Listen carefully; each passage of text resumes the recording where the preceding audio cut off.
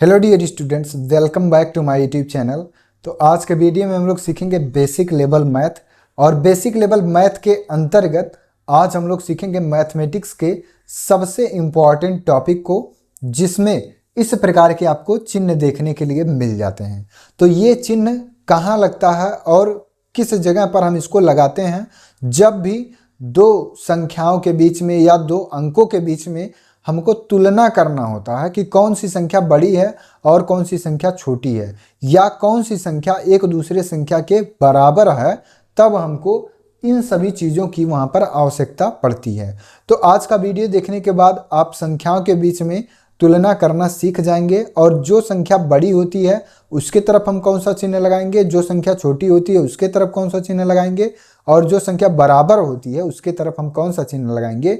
तो सभी चीज़ें आपको आज के वीडियो में सीखने के लिए मिलेगा, और यहाँ पर इससे संबंधित जो भी प्रश्न आपके सामने आएंगे उनको आप बहुत ही इजीली यहाँ पर सॉल्व कर सकते हैं। तो यहाँ पर चलिए इस चीज़ को सीखते हैं। इसको कहते हैं छोटा। ठीक है, जिस संख्या का मान छोटा होगा दूसरे संख्या के तुलना में, उसके तरफ मुंह इसका बंद रहेगा। ठीक है, और बराबर का चिन्ह जब कोई संख्या उसके बाएं तरफ हो और वही संख्या उसके दाएं तरफ हो, दोनों संख्या बराबर हो, तब हम बराबर का चिन्ह लगाते हैं। अगर कोई संख्या बड़ा है किसी दूसरे संख्या के तुलना में, तो उसके तरफ हम बड़ा का चिन्ह लगाते हैं। और इसको इंग्लिश में कहते हैं less than, equal and greater than. तो लेस देन का मतलब कि छोटा होता है, इक्वल मतलब बराबर, और ग्रेटर देन का मतलब कि बड़ा।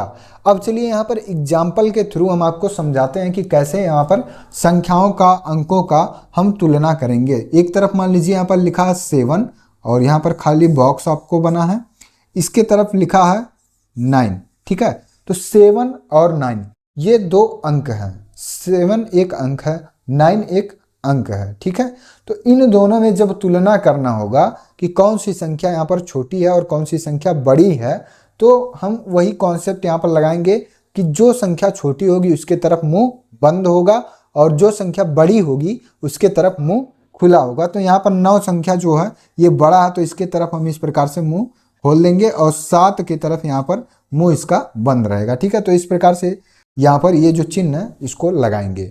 अब यहाँ पर एग्जाम्पल के लिए मान लीजिए कोई दूसरा सवाल हो, यहाँ पर मान लीजिए लिखा हो 12। ठीक है, और ये खाली बॉक्स यहाँ पर बना हो, और दूसरे तरफ यहाँ पर लिखा हो आपका 10। ठीक है, तो अब इन दोनों संख्याओं के बीच में हमको तुलना करना है। तुलना करने का तात्पर्य यहाँ पर इन दोनों के बीच में हमको कंपेयर करना है कि कौन सी संख्या छोटी है और कौन सी संख्या बड़ी है। तो जो संख्या बड़ी होगी उसके तरफ मुंह खुला होगा, और जो संख्या छोटी होगी उसके तरफ मुंह बंद होगा। तो यहाँ पर 10 जो संख्या लिखा है ये छोटा संख्या, इसके तरफ मुंह बंद होगा, और 12 की तरफ इस प्रकार से मुंह हम इसका खोल देंगे। तो ये 12 जो है ये बड़ा संख्या, इसके तरफ मुंह खुला है, और 10 जो है इसके तरफ मुंह बंद है, तो ये छोटा संख्या हो गया। अब यह एग्जाम्पल के लिए मान लीजिए एक तरफ आपको लिखा हो 5 और खाली बॉक्स, और यहाँ पर भी आपको लिखा हो 5। तो दोनों जगह क्या है, दोनों जगह 5 5 ही है।